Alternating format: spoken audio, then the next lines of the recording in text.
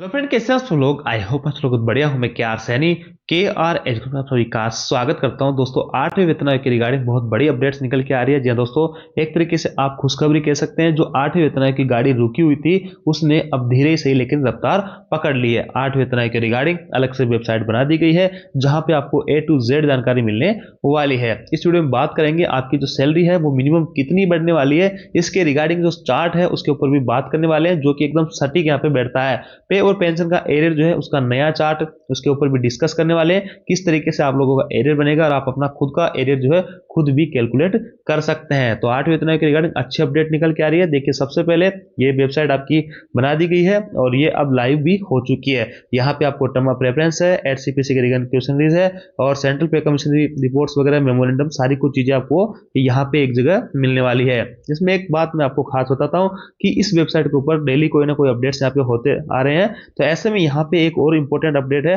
कि आपका 5 फरवरी से लेके और 16 मार्च 2026 तक 8वें वेतन आयोग को लेकर आपके मन में किसी भी टाइप का सवाल जवाब है तो आप यहाँ पे डाल सकते हैं। और ये कौन कौन डाल सकता है, वो कि आपको कोई भी सेंट्रल बॉडी का, कमीशन का, या फिर यूनियन वगैरह के जो ट्रेड यूनियन वगैरह के पदाधिकारी वगैरह है, या फिर एक सेंट्रल गवर्नमेंट कर्मचारी है, वो सब लोग अपना व्यू यहाँ पे रख सकते हैं कि 8वें वेतन आयोग में आप क्या चाहते हैं, क्या इसके रिगार्डिंग आपके मन में जो भी डाउट्स है आप उस पर यहाँ पे रख सकते हैं। उनके ऊपर विचार किया जाएगा और बाद में फाइनल डिसीजन यहाँ पे लिया जाएगा। तो अच्छी पहले कि आपसे दोबारा से यहाँ से आपके व्यूज मांगे जा रहे हैं कि आप क्या व्यू रखते हो 8वें वेतन आयोग के रिगार्डिंग। चलिए इस वेबसाइट के ऊपर थोड़ा चल के देखते हैं, उसके बाद में बात करेंगे कि आपकी जो सैलरी वगैरह किस हिसाब से रिवीजन होने वाली है। और देखिए जो अधिकारी वगैरह हैं, जैसे कि यहाँ पे इनकी और पोस्टिंग हो गई है Shri Ashish Yadav ji, the post of director at CPC के डायरेक्टर के रूप में। तो ऐसे में यहाँ पे अपॉइंटमेंट भी आपके लगभग पूरे होने वाले हैं। तो अब 8वें वेतन आयोग की रिगार्डिंग यहाँ पे अच्छी खासी तेजी से काम चल रहा है और आपका जो ऑफिस वगैरह है वो भी इसमें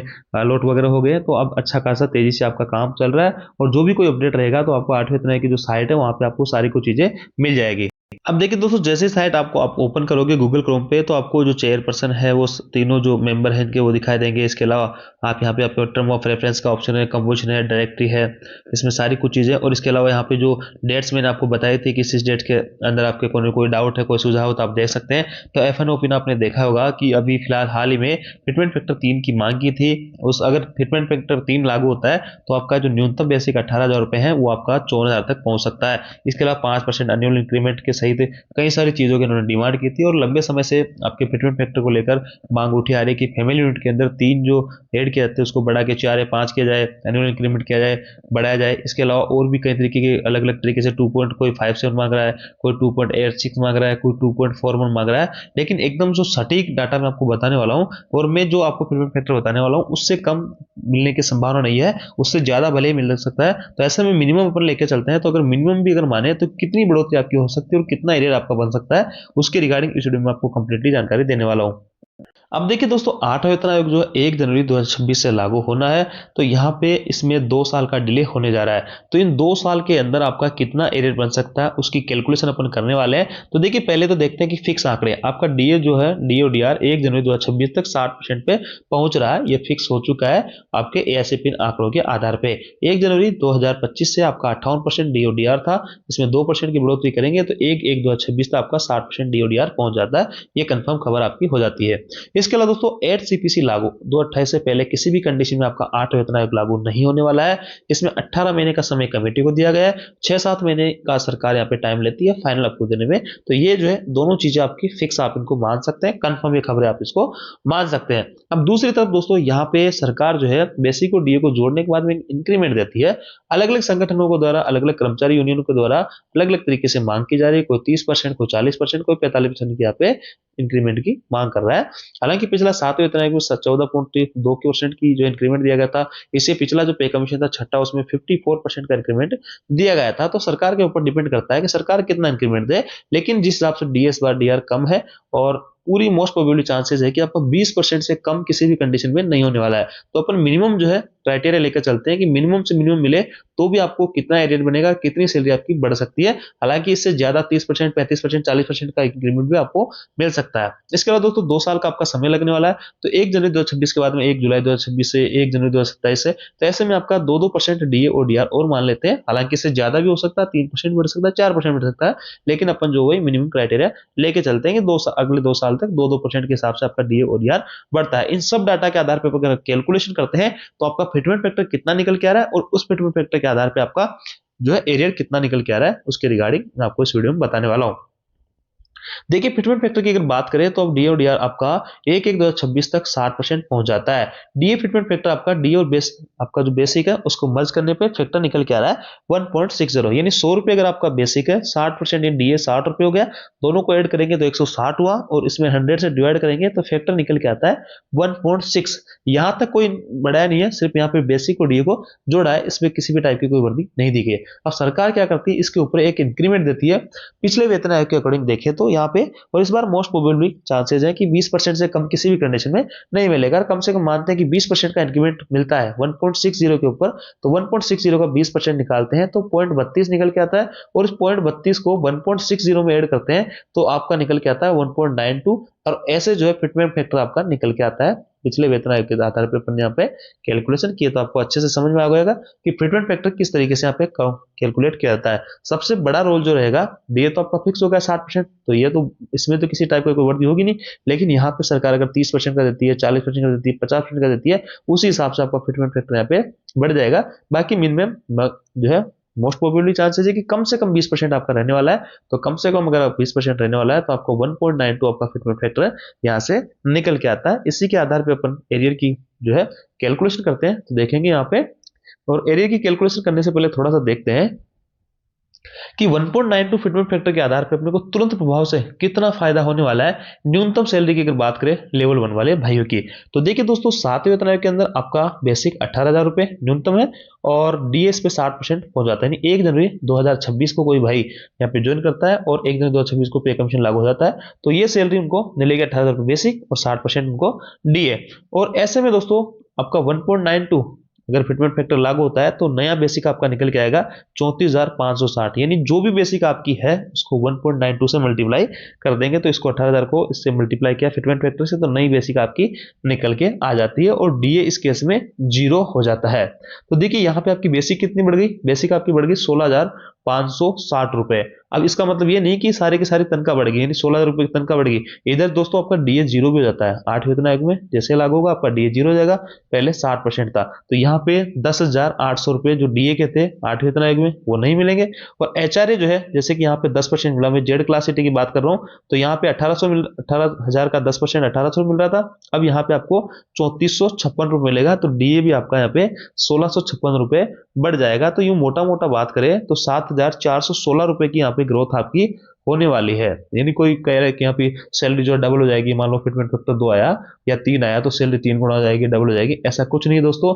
आपका जो बेसिक है वो डबल या ट्रिपल होता है, लेकिन आपकी जो डीए है जो 60% था चल रहा था वो आपका 0 हो जाएगा, तो ये आपका यहाँ पे कम हो जाएगा। और नेट अगर आप ग्रोथ देखोगे तो मात्र आपकी 1.92 फिटमेंट फैक्टर के आधार पे 7,500 के आसपास आपकी इनिशियल ग्रोथ देखने को मिलेगी। हालांकि आपका बेसिक मान लो किसी भाई का 36,000 है तो यहाँ पे उसकी सैलरी 15,000 बढ़ जाएगी, किसी का और ज्यादा है तो उस हिसाब से यहाँ पे इसका डिफरेंस बढ़ता जाएगा।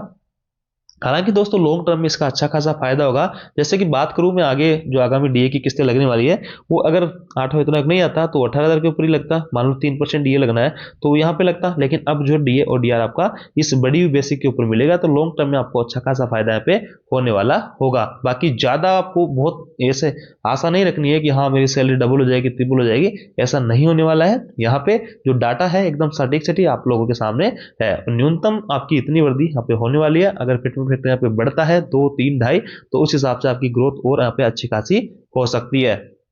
अब चलिए दोस्तों एरियर का जो है काउंट थोड़ा करते हैं, एरियर की कैलकुलेशन करते हैं। यहाँ से बहुत सारी चीज़ें आपकी क्लियर होने वाली है। देखिए यहाँ पे पीरियड है आपके, जो 2 साल का अगर समय माने तो 6-6 महीने के पीरियड हो जाते हैं, 1 जनवरी 2026 से लेके और 30/6/2026 तक, उसके आगे 1/7/2026 से 31/12/2026 तक, और इसके अगले 6 महीने और उसके अगले 6 महीने यानी दिसंबर 2027 तक के आंकड़े आप इसमें 4 पीरियड आपके हो जाते हैं 6-6 महीने के।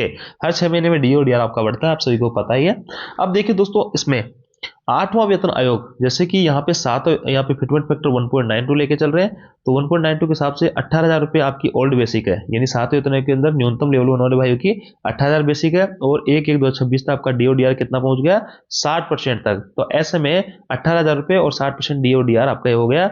और अब दोस्तों नई बेसिक आपकी क्या निकल के आएगी, 1.92 से मल्टीप्लाई करेंगे तो ये आपकी नई बेसिक निकल के आएगी, और इस नई बेसिक के आधार पे नई बेसिक 34,560 रुपये आपके निकल के आई, और डी आपका इसमें जीरो जाता है। जब भी पे कमीशन लगता है तो डी आपका जीरो जाता है।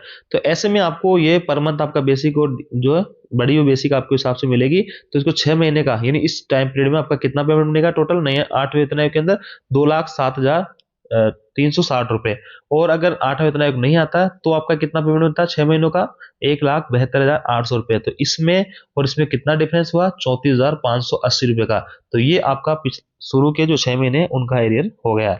अगले देखिए यहाँ पे मैक्सिमम लोगों का जुलाई के अंदर इंक्रीमेंट लगता है, तो मैंने इंक्रीमेंट का भी यहाँ पे ध्यान रखा है। 34,560 का 3% आपका बढ़ा दिया, तो नई बेसिक हो जाती है आपकी 35,600 रुपये। और मान लेते हैं कि यहाँ पे जीरो था और 1 जुलाई 2026 को डीएडीआर 2% बढ़ जाता है। इस हिसाब से 33,000 आपका बेसिक हो गया, 2% आपका डीएडीआर हो गया, दोनों को मिला के 1 महीने की सैलरी निकाली, और इस पूरे पीरियड का अगर 6 महीने से मल्टीप्लाई कर दिया तो 2,17,872 रुपये आपका पेमेंट बना। ऐसे में आपका जो अगर 7 सीपीसी के अंदर ओल्ड बेसिक 18,000 थी, इस पे इंक्रीमेंट लगता तो 18,500 हो जाता, और बेसिक अगर डीए मर्ज नहीं करते तो यहाँ पे 62% आपका डीओडीआर हो जाता। तो ऐसे में इस हिसाब से कैलकुलेशन करते हैं तो आपका 6 महीने का पेमेंट ये निकल के आता है, और इन दोनों का इसका और इसका जो डिफरेंस है आपका 38,052 रुपये।